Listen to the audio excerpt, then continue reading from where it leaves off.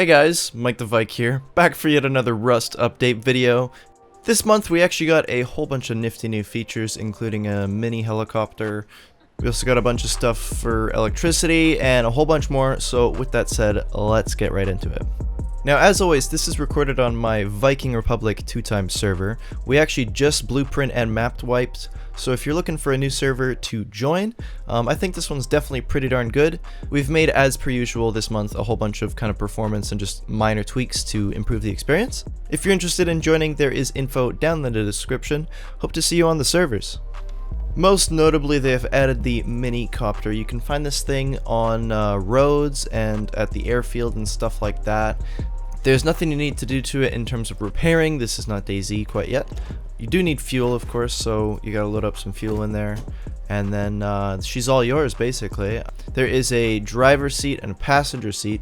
Passengers can shoot and all that jazz, and move around, whereas pilots, I mean, you can do the alt look, but you know, you're pretty limited.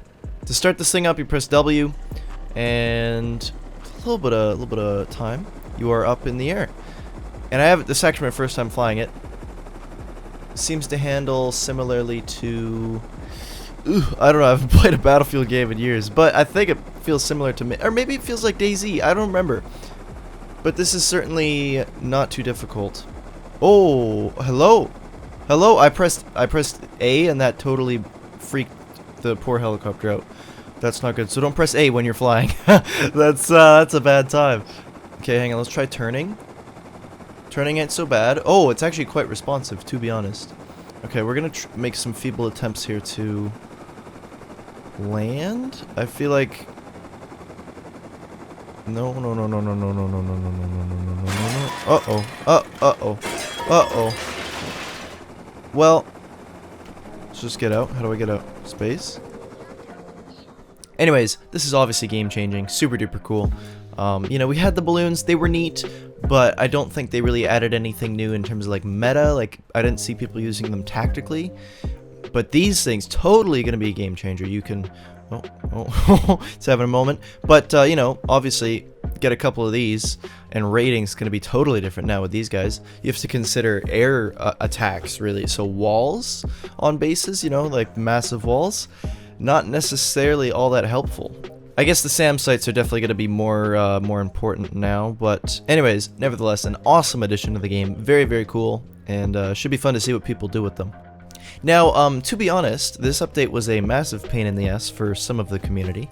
You guys obviously know that there are modded servers and community servers, right? Basically, in order for modded servers to work, they need something called Oxide, which is kind of just like a mod for the game. And of course, mods need to be updated and maintained. So, well, actually, firstly, it looks like they rebranded. It's now called UMod instead of Oxide, but I think most people just call it Oxide still. But basically, Oxide allows us to install plugins like these guys, okay? Every time the game updates, this Oxide platform needs to be updated as well. This month was a massive pain in the ass for the Oxide team, particularly Wolf, who seems to be the head of the whole thing. I don't want to bore you with the details too much, but instead of waiting usually about an hour, maybe 2 hours for the Oxide patch to come out, we have had to wait about 8 hours before the build actually launched. Now, the reason for this additional time is actually because of this right here, the Unity update. It's funny because you wouldn't think that, you know, you would imagine, oh, Helis must be a big addition or something like that. Nope, absolutely not. The main killer here was the Unity update, and I mean, I don't know anything about the back end of Oxide, but it seemed to have added a whole bunch of new things that they needed to fix, and it's still not very stable. There's still things that don't work, but obviously, you know, I'm just sitting here complaining. I feel terrible for Wolf and the entire Oxide team who had to sit there grinding away for hours, because apparently he'd been working on it like the past week. Anyways, poor guy, poor team, I don't know, there's probably a whole bunch of them, but yeah, just huge respect to them. But I can't show you too much as per usual, but I mean, here's my servers, and the consoles are totally different for the time being. We see a whole bunch of stuff that is just not usually there, and there was a point where the console commands didn't even work, but now they seem to work, which is awesome.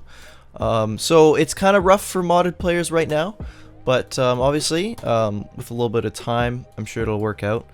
I'm definitely going to donate a little bit to the Oxide team. I've done it in the past, But anytime stuff like this happens, I just feel bad because, you know, that's a hell of a lot of work, you know? Next up, they actually added a whole whack of new electricity items, mostly in regards to kind of wireless transmitting. Now, I personally don't know a ton about the whole electricity thing. It still spooks me, but that's simply my ignorance. It's not that difficult. This is going to make managing your whole electricity thing a little bit less annoying, because I know like routing your cable can be a pain in the ass and it looks kind of ugly. So this way, you've got a transmitter, you've got a receiver, you've got a broadcaster, there's something with a pager. Not quite sure what this one does, but I'm sure people will get ideas. This is all great stuff. Very solid addition. But I think the more interesting electricity addition is they added this thing, HBHF sensor. Now, long story short, this is just like a people sensor. So you could set this up somewhere, I'm assuming outside your base. Basically, this sensor will detect when people are nearby. You can customize if it detects people that are authed on your TC, or maybe that are not authed, or you can add a timer to it with another, you know, one of the other items available to you. So it'll only activate after like 60 seconds of them being there and so on. I don't want to like nerd out on it, because for those that understand electricity, you will know that this is a awesome addition. We also got some updated vegetation art. These were teased a little bit back in September, but they're now in the game. We got new hemp art as well as palm trees. You can see examples here. I think it's a nice improvement, just kind of the final pass on that whole update. Now, this is on the more technical side, but they made a whole bunch of improvements in regards to performance. Turrets have always kind of eaten up CPU performance on the game, so they've made another attempt to kind of improve optimization there. And then also in optimization, the main cause for a lot of performance issues was loading up entities, so loading up large bases, you'd get a lag spike and so on. It'd be a bad time. So they made supposedly like the final thing to improve this. So supposedly, now when you're running around the map and you run into a massive base, you won't get the typical massive lag spike and it'll be all smooth and seamless, which is actually super cool. And as a bit of a side one, for Chinese New Year they added a couple new items, which is fun. You can buy them, of course. You've got nice little China lanterns or whatever, and they give you a nice different hue than just the typical, you know, tuna can and so on. And then you've got a door knocker. Gives you a nice dramatic, deep tone. Let me turn this thing off. You know, nice little effect there.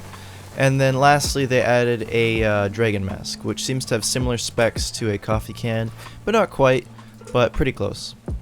Here's a quick look at the dragon mask. Definitely looks pretty serious, you know? I wouldn't want to mess with that. Oh, my head seems to be gone. Hang on, these guys found the heli. I'm tempted to just drop them some low grade so they can try it out.